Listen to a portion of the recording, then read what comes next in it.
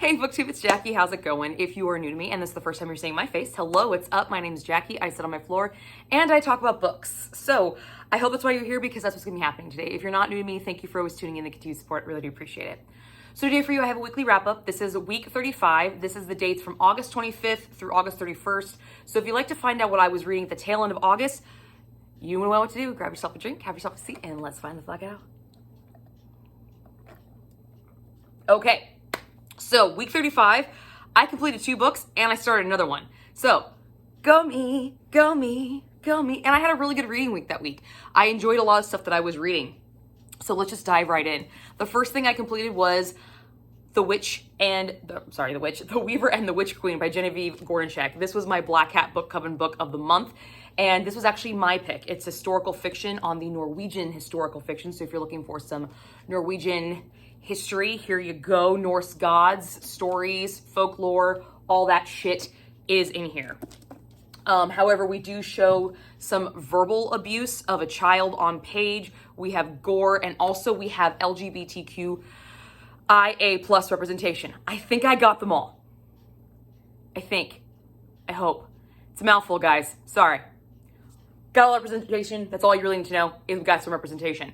And also I did read this for the Black Hat Book Coven. If you are not familiar with the Black Hat Book Coven, that is an online book club that I am a part of with 3 other lovely ladies, Becky from FirstLadyReads, Laura from Book Circus, and Kristen from Christian Craves Books. I will link all of them in the down box below. We have already had our live show on this, and I will link it here in the corner for you so you guys can go check it out and you can hear what their thoughts on the books are, or you can go check out their channels because all of them have talked about this book somewhere on their channel. So, a little bit background. This is Genevieve Gornichek's second book. I read The Witch's Heart 2 years ago, and it was 5 stars. This is her next debut. This is her next album. Damn. It's whatever. Anyway, this is her next book, and I was really, really pumped about this one. I loved A Witch's Heart. It was a retelling of Loki. Now, I am not familiar with the folklore behind this story. So I was going in very, very blind in this one, but I had still a great, great fucking time with it.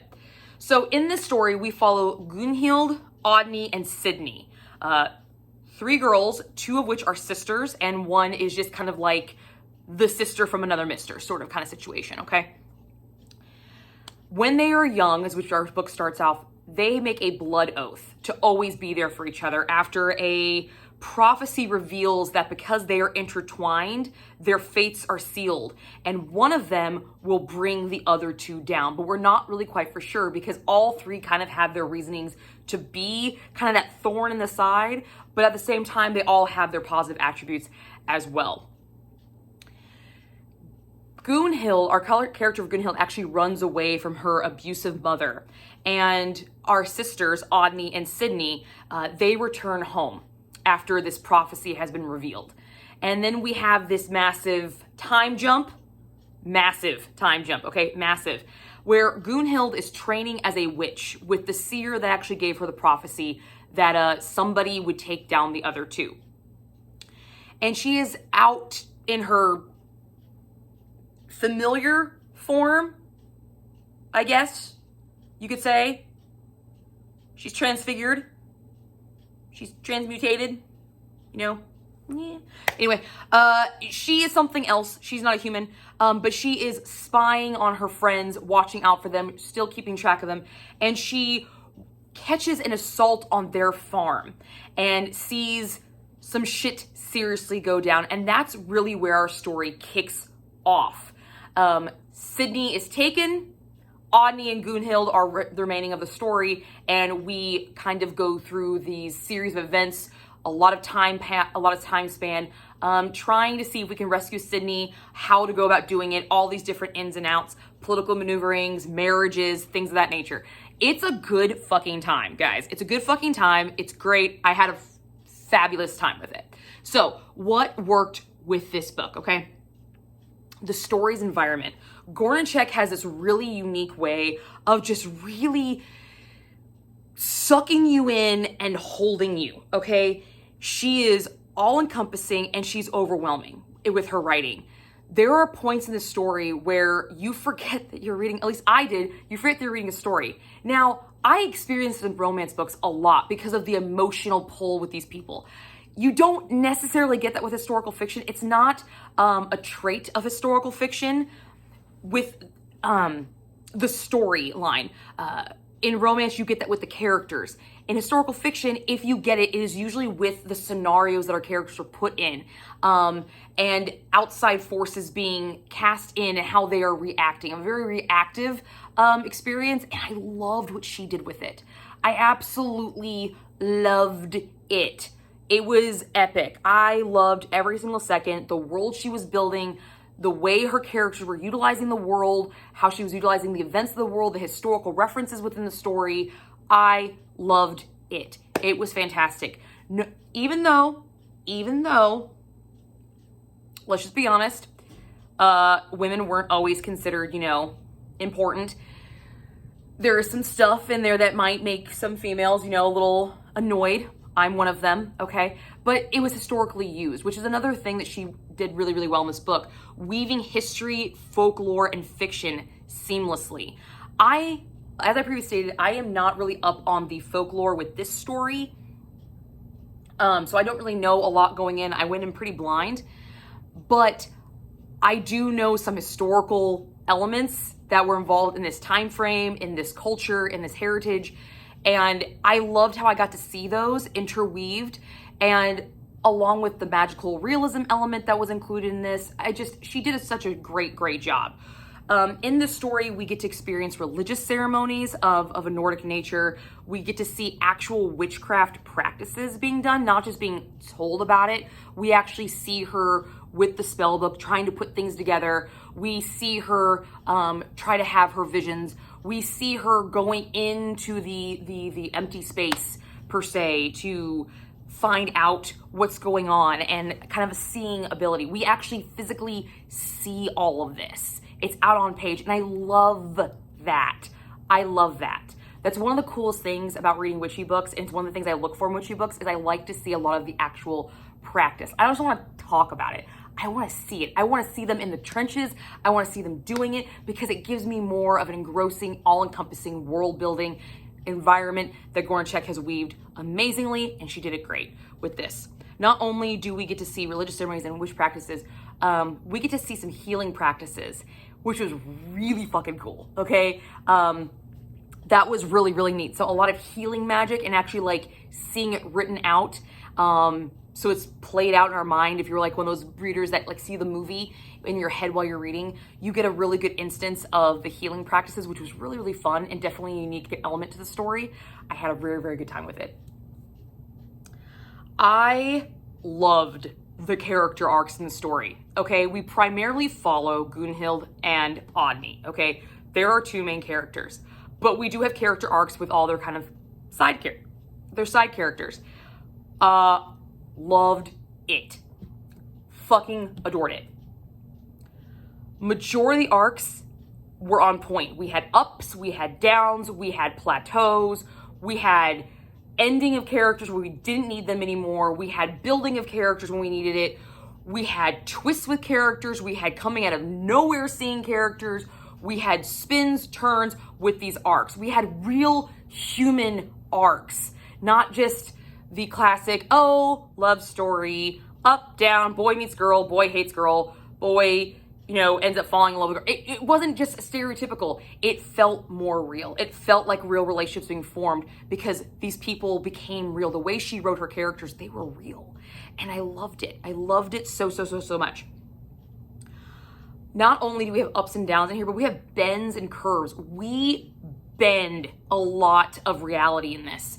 We bend a lot of societal expectations in this to really make this story an all-encompassing and all-inclusive element. This is where that LGBTQ representation comes in. There's a huge element to this story with that. And the bending of this and molding and forcing this kind of element was just epic, because even though it was forced, because it was not a trait that was accepted in this time frame, the way it was forced in and the way she allowed her characters given her character's traits and arcs up to that point, to accept it, it felt real. It felt like this was actually how these characters would have acted despite the society and the historical framework that they were in. She made authentic decisions.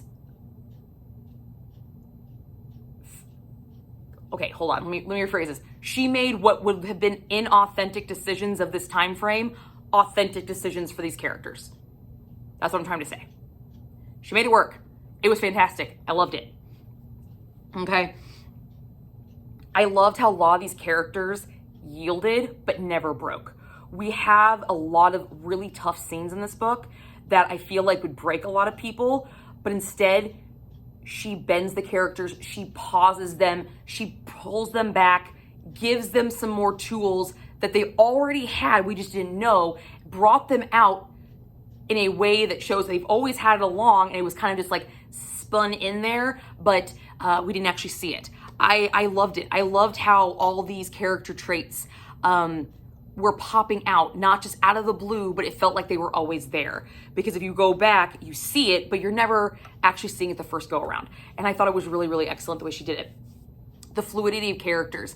These characters interwove with each other seamlessly. They all worked together, whether they were the baddie, the goodie, the other, they were real. Like, they all worked together. This is a very character-driven novel, and her characters were on point. The arcs were on point, the storylines were on point, the characteristics of the character were on point. She fucking nailed the characters in this. Nailed it. Even if you don't like the characters, she nailed majority of them. Majority of them, for sure. One thing I really, really enjoyed about this book, I used to hate this in school. I used to hate being like, what's the theme of the novel? What is the author trying to tell us? I fucking hated this shit, okay? I hated it. And as I read now, I find myself doing this, so I don't hate it as much anymore. And I found myself in this book picking out themes that just kept spearheading themselves out. Like, this is something the author wanted us to know because it was so in your face. We have themes of freedom. Freedom from your societal expectations, freedom from your family, freedom from your religion, freedom of your body, freedom of everything. Any type of idea that you could think of that would confine you and bind you into something that you're not comfortable with, and expressing that freedom. We get to express it in this novel. I thought it was great. I loved how she did it. Acceptance. Acceptance was huge in this novel. Acceptance of things that you can't change, things that you can change, things that maybe shouldn't be changed, but because somebody needs them to change, they change and they're accepted. They're accepted and completely overlooked because it doesn't matter. The amount of acceptance in this book is astronomically crazy, okay? Now, don't get me wrong, we do have our baddie characters which don't approve of shit, but, you know, fuck them. That, whatever. We also have this concept of forgiveness. There's a lot that our characters do to each other. Our main characters do to each other. And we have to overcome and we have to forgive. And I loved how they did it. It wasn't just automatic, okay? It wasn't just like, oh, I've been your friend for years, so I'm gonna forgive you. No, it's I've been your friend for years, so you should have fucking known better, and now you have to earn my forgiveness back. You need to do this. You need to earn it. All the forgiveness was earned in this book. And the forgiveness that was given, sometimes it wasn't totally forgiven. It was just enough to get the job done. And that is so real in the world today that sometimes I have been scorned by people. People have pissed me the fuck off, and I've forgiven them just enough to get by. Would I ever trust them again? Absolutely fucking not. Absolutely not. Would they trust me again? No. No, they wouldn't. But we have forgiven each other enough that we could coexist in the same room, in the same time and place. And if the chips are down, we can go to each other because they have something I need or I have something they need. We've forgiven them past that point. And I really liked how that was conveyed, is that even though you have scorned me, you have hurt me, you have chosen over me, I'm still going to be there for you, but you're never gonna fucking forget that I know. They forgive, but they don't forget. And I love that. I love that because people are fucking like that. Very few people actually forget. Very few. Kudos if you are one of those. Kudos. I envy you because I am not. I am not at the fuck all. Bitch can hold a grudge. I loved the theme of fear of failure. It's a theme that I touched on a lot when I was in high school. A lot of those books, you know, fear of the unknown, fear of failure, and it was really, really ingrained in this, especially with Gunhild, especially with her. It was so prevalent with her, and it was awesome to see. It was so cool to see how she overcame it and how she took it and used it to almost as a weapon. People didn't expect her to do what she did, and I enjoyed it. I enjoyed it. Also, we have the theme of growth, that you have to grow. To move on, you have to grow. You can't stay stagnant. And especially in this very tumultuous time period that our characters are in and the ages that they are, it's their growing pains, and seeing it in that degree comparing to our own growing pains now, it was great. I loved it. Great job.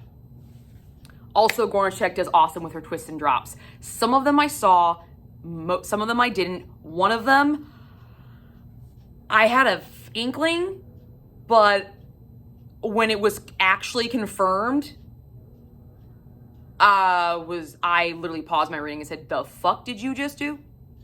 Actually, I said something else, but if I say it, it will give it away what it is. So I don't want to ruin it for you guys. It is a really cool moment in this story. It absolutely is, and it's totally worth the build up for it. It is. But I genuinely did not see it coming. I saw something else, not that. And it was still cool. I was still happy to be wrong. I loved it. I thought it was great. Now even though I had a great time with this book, there was some stuff in it that didn't work. This was not 5 stars for me, unlike Witch's Heart. So let's talk about it. So what I thought needed more work, or what didn't work in general, was the need for more Sydney. Sydney is literally the fucking reason these bitches get back together, okay? And we get nothing of her. It is not Sydney's story, but I feel like it was a moment that was missed. I feel like she was missed. I feel like if they would have made the book longer, it would have been more engrossing, more encapsulating. I would have had more emotional pull at certain areas. Some of the things that included Sydney, I didn't really give a shit about because I didn't fucking know her, okay? I didn't care about the bitch because I didn't really know her all that much. All I know is that these girls are trying to get her back. Other than that, I mean, fuck. Cool. Also, she was kind of a whore. Like, that's what I get. Like, that's it. I'm supposed to feel sorry for this woman? I am? Okay, you're not giving me any reason to feel sorry because I already didn't like her when she was around. So why should I give a crap? I felt like she was needed more in the meat of the story, because at the end of the story, we do get to see her, and I feel like if we would have known what she'd went through while she was gone, her story, her growth, her arcs, I feel like the ending would have had more of an impact, because she definitely makes a fucking baller ass choice. And I feel like it would have been stronger if I knew her better, if I had more time with her. I did not have enough time with her. I didn't sit enough with her. And when I did sit with her, I didn't fucking like her. So there was no redemption after the image I got, and I was annoyed by that. The other thing that didn't work in this was the ease of magic. We see Gunhild bust her ass and work very, very hard over a time span. We see how draining magic is for her, how hard it is for her, how she has to study and practice. And then you just get some magic at the end that, like, some people just walk in and they can fucking do it. Like that, it ruined it. It cheapened it. It removed the struggle from the magic that I was growing accustomed to, and I liked that struggle that Gunhild had to attain this magic, and then all of a sudden it's just like, poof, I haven't seen you for the entire book, but you can fucking do this. What? Get fucked. If I was Gunhild, I'd be insulted. I was insulted. I was like, You literally spent a third of this book talking about her learning how to do half of this shit. And then, poof. Really? Cool. Thanks for that. That was great. So that kind of ruined it, kind of cheapened it, knocked a star off. As for spice rating, there is romance in this book. It's just not the romance I thought I was going to get. At all. But it was nice. It was nice. I gave this 1 chili pepper. We do have LGBTQIA plus representation in this, and I really enjoyed its representation. I thought it was great. It is included within the romance section of this book, so that's why I'm putting it in this section. So if you're looking for some LGBTQ romance, it is not steamy, it's not smutty, but it's very, very tastefully done in its abruptness. It's tastefully done in its value to the story. And all around, it's just very sweet. It's in a dark, cold, blood-drenched world. This romance is sweet and it's caring. And it's true. And I loved it. I loved the feeling of taking this beautiful, innocent thing, giving it an element that is shocking and hard to deal with for anybody, and making it completely seamless and just pure acceptance that this is the way it is, and moving the fuck on.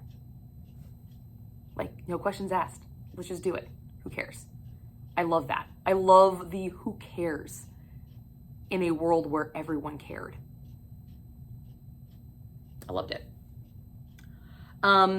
However, the lack of carnality in this is all fade to black. All of it. You don't get to see any dirty words. You don't get to see any penetration. Nothing. You get really sweet, oozy romance. You even get a little bit of hate to love kind of components, but nothing graphic. It's all emotionally based, for sure. So, I believe I gave this a final score of 4 stars. I had a good time with this. I was definitely very happy with it. Genevieve Gorchek did a fantastic job with it. Definitely looking forward to her next work whenever she decides to come out with it. So, definitely had a good time. The next book I completed was this guy. This is Take by Pam Godwin. This is the 5th installment to the Deliver series, a dark erotica romance series. I listened to this on audiobook. I've listened to every single book in this series so far on audiobook. And this one was done by Kate Genevieve and Soren Gray. Fantastic performance. Great performance.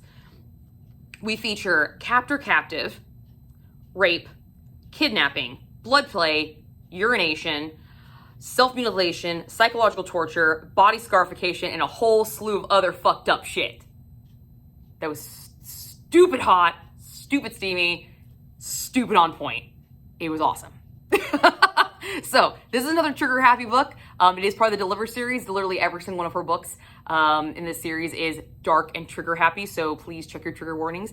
Now, to read this book, this follows Tiago and Kate. It is their story, but you do have to read the previous installments to understand who Tiago and Kate are, okay? Specifically, the one prior to this, which I believe is Devastation. Yeah, got it, Devastation, yeah. I had to think for a second. So, do not read these out of order, but understand that once you get to this book, it's just about this couple, okay? So it is like a series-connected standalone, making like 5% of the actually standalone-ish, okay? So just keep that in mind. So like I said, we are featuring Tiago and Kate. Kate is payment for Tate taking Lucinda in the last book, which is Devastation. Tiago keeps her chained in a room for a month with no contact except for meals that are brought to her daily through a sealed door. After a month, she's allowed to go through the other door in the room, which leads to another room. And here she encounters Tiago. Tiago, through rape, torture, body scarification, takes everything from this woman. Takes everything from her. And while she is losing everything, Kate is taking everything from Tiago without him realizing it. They are mutually taking things from each other, hence the title of this story. This is a very dark, dark one. This is parallel to, I think, Vanquish, which is the second installment, which we feature Van. Very similar character arcs in this, okay? Now, what worked in this? The connection to the previous installment, okay? Flawless connection. I read Devastate, I want to say it was this year, it was a couple months ago, but I did not feel I needed to go back and listen to it because that story literally overlaps this one. And so there were moments in that book that this story was taking place in that when I read it, I'm like, oh my God, I remember this scene. But now I get to see it from the other side. I really enjoyed the beginning of this novel, how she did the connections and how she did the continuation of them. I thought that was really, really great because in all of her other installments, you get that right in the beginning, like the first chapter maybe.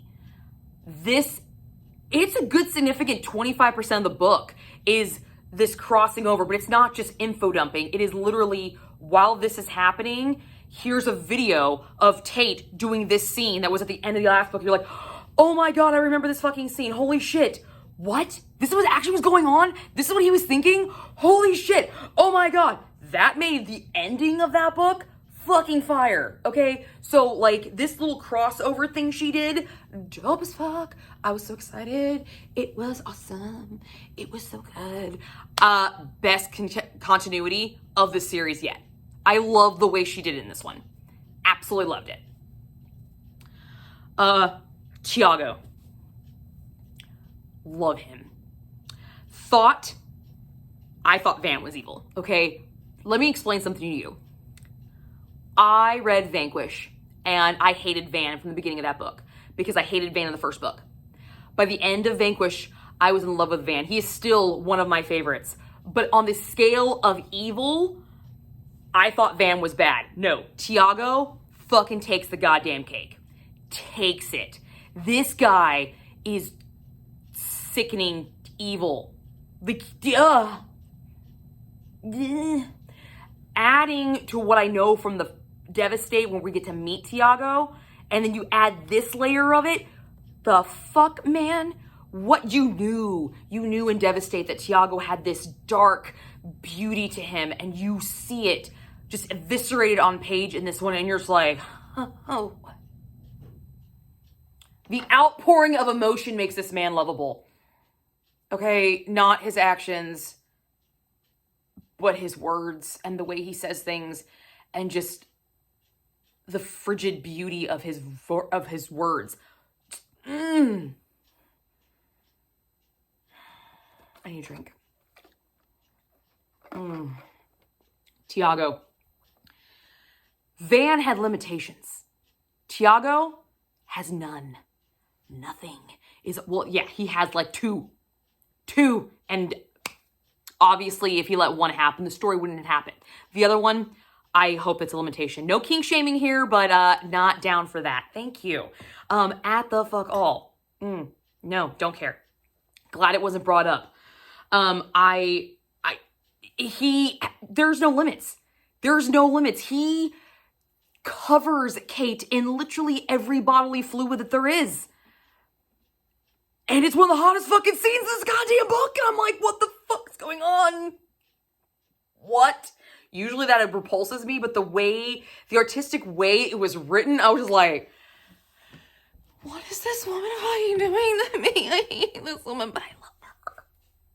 I love her. Oh my God, I love her. Yeah, Tiago was fucking dope. And he had this thing of artistic beauty in pain. If you are a sadist, you will appreciate this one because he's your guy. He is your fucking guy. If you are a masochist, this is the guy you fucking want. Okay? So it makes both sides happy. Makes them both happy. Okay? Seriously. I'm not kidding. Read this series to get to this one. If you are a true sadist or a true masochist, read it. You'll appreciate it. You will. You fucking will. Understand their triggers though. Seriously. None of this beautiful, dark, beautiful pain, this exquisite release through pain is earned easily. It is all earned by force, and it is made through dealings, and it is just exquisitely fucking done. Okay, exquisitely done. Pam Godwin takes words that normally sound painful, wrong, twisted, evil, words that society has deemed dark, and turns them into beautiful, lyrical prose that make Jane Austen wish she wrote like that. Straight up, like she does. She does it in all of her books, but with Tiago, it's elevated to this level of just fucking pure genius. With his character specifically. Just the intelligence behind him, his reasoning for the pain, his reasoning for who he is and how he is just, it is breathtaking. It's breathtaking. And fucking scary as all get out. It is. I loved the symbolism in the story, the beauty in the dark element. There is a significant portion of our world that finds beauty in dark, in depraved, in this side of evil. Just this side. They find this artistic element in it. And I think it's absolutely stunning what she does with it. And the only way I can describe this is I had a friend. She was what we would like to call a goth, okay? She was a straight up goth. Not the goth where she just throws some white shit on her face and, black eyeliner and, frumpy black and white fucking clothing, okay? Not like your stereotypical emo goth. We're talking about a gothic person. This woman was born in the wrong fucking time frame. She spent hours on her appearance, hours on her clothes. She made her own clothes too, these Victorian corseting things. And she looked like a fucking porcelain doll from Satan every time I saw her. She was exquisitely painted, but the way that she did her makeup looked sinister, looked evil, looked seductive, looked temptress, looked frightening. But she was one of the most beautiful women I had ever seen. And I could stare at that woman for, I'm straight, but I would, yes, in a fucking heartbeat, man. Yes. Absolutely. And she was into some really dark, twisted stuff. She used to carry a Bowie knife and a garter belt on her leg that she would occasionally take out at bars and put her hand down and kind of go around her fingers. She could do it. It was dope as fuck. And she would occasionally cut her fingers and she'd be like, oh, and then she look, it was weird. Okay. It was weird. It was weird, but I was just in awe of her because everything she did was so majestic. And every time Tiago was talking about pain or darkness or evil or how beautiful pain could be, I just kept picturing her face over and over and over again. Because there are some painful things that can be beautiful. Okay? It is. It's the caterpillar and the chrysalis turning into this butterfly, beauty come from ashes, the whole 9 yards. Like how it just amazing. It was well done with this. This book had some humor in it though. And I appreciated that. Because it's so dark, I really enjoyed the little bit of levity that she did give, because the levity was dark humor on top of it. And I'm a sucker for dark humor, okay? Kate's comments towards Tiago, they are spiteful, they are mean, but goddamn are they fucking funny. If you have a dark sense of humor, you will appreciate Kate's dialogue in this immensely. Immensely. She is on point with it. I fucking had a great, great time with their dark humor.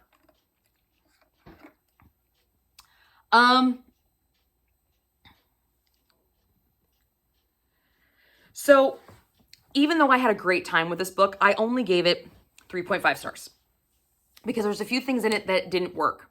And as much as I love Pam Godwin and as much as I love her dark, beautiful creations, there are some things in this one that just,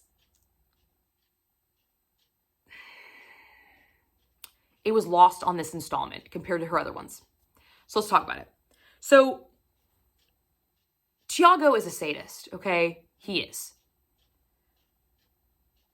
And yes, I did not like him in Devastate, okay? I did not like him.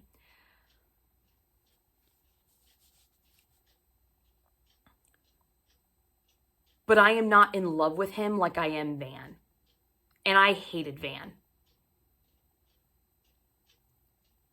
I feel like Tiago was supposed to be another Van. And I don't know if it's just me or she just didn't execute him as well as she did with Van. Because I feel like the redemption arc she gave him, he had to heal through pain. And Van didn't. Van had to heal through completing things, seeing things through, making things whole. This one has to heal by taking things apart. And I felt almost immune to it. And I don't know if, that's why I say I don't know if it's me or not. I would really love to know, and I can't do this, how I'd feel about this book if I didn't know who Van was. Because I found myself comparing Tiago to Van so much because the arcs were so similar, but where they were different, they were stunningly different and beautifully different. But there was more alike than not. And I felt like Van was a more tangible evil than this. And this was more,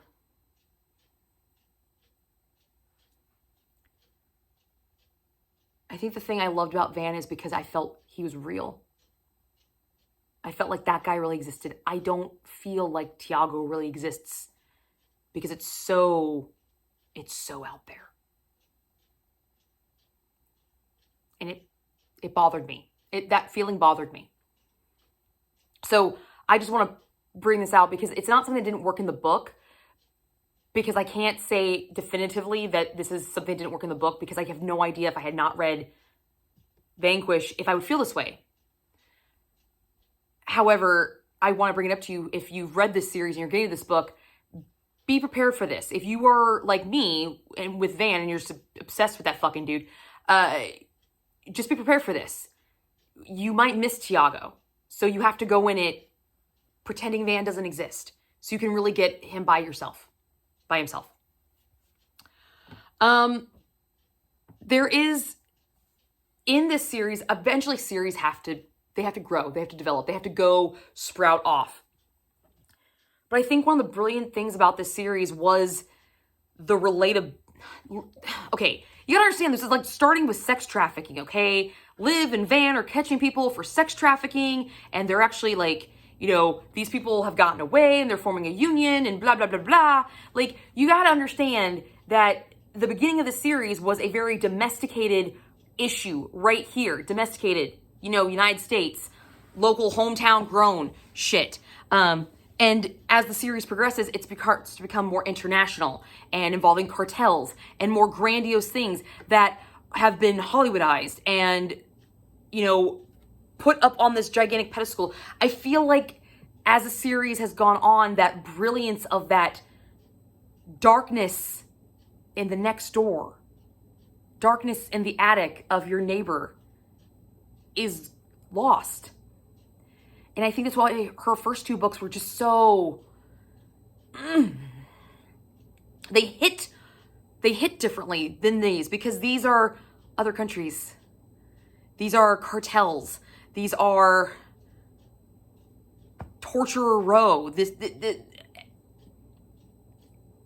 I feel like that intimacy, that intimate home that I grew to be scared of, but yet intrigued by in the first part of the series is lost. And it's really prevalent in this one.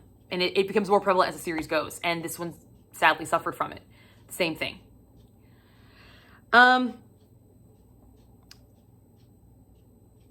Pam Godwin is a whiz with her words. Okay, she can make you feel things that you should not feel for people that you should not feel these things for. Makes you want things that you should not want. Okay, she is. She is a talented writer. She is a witch with her little craft. Legit. She's legit, okay? Fan-fucking-tastic. Top 10. All right, top 10. However, I feel like there was artistic miss in this story. Compared to the intensity of the rest of the series, I feel like this one was lacking. And this one is the one that needed that intensity. There is body scarification. There is pain, emotional and physical, being felt by both of our characters. Voluntarily and not. And I lacked the intensity. I lacked the blinders that I needed to just see that, to just feel that. And I got it in other installments. And it lacked it in this one, which was really depressing because Tiago fucking deserved it. God, does that man deserve it? He did. He definitely did. Spice rating, this thing had 5 chili peppers. Straight up. This thing's hot. This thing is hot for a lot of different reasons. We have sadomasochism all over the place. Like I said, if you are a sadist, you will appreciate this book. If you're a masochist, you will appreciate this book. If you're a switch, you will fucking appreciate this book. Okay? Read the series, get to this book. It might be a fave. All right? We also have blood play in this, so that's also jacks up the chili pepper rating. If you are into blood play, this is not paranormal blood play. This is legit humans playing around, cutting people up, having a good old fucking time. I'm not talking about period. I'm talking about literally knife on skin, body mutilation, rubbing in the wounds, and licking, okay? Blood play. We also have golden showers. Good for you. Awesome. I don't read a lot of books about golden showers because, let's just be honest, I'm not the biggest fan of those. But you do you. You do you. It made it hot for me in that story, all right? During the sex scenes, that intensity, that artistic intensity that I was talking about earlier was not missing. It was definitely there. I got the blinders on when I was super sexy fun time or super sexy, painful, bloody fun time. Does that work? Super sexy, bloody fun time?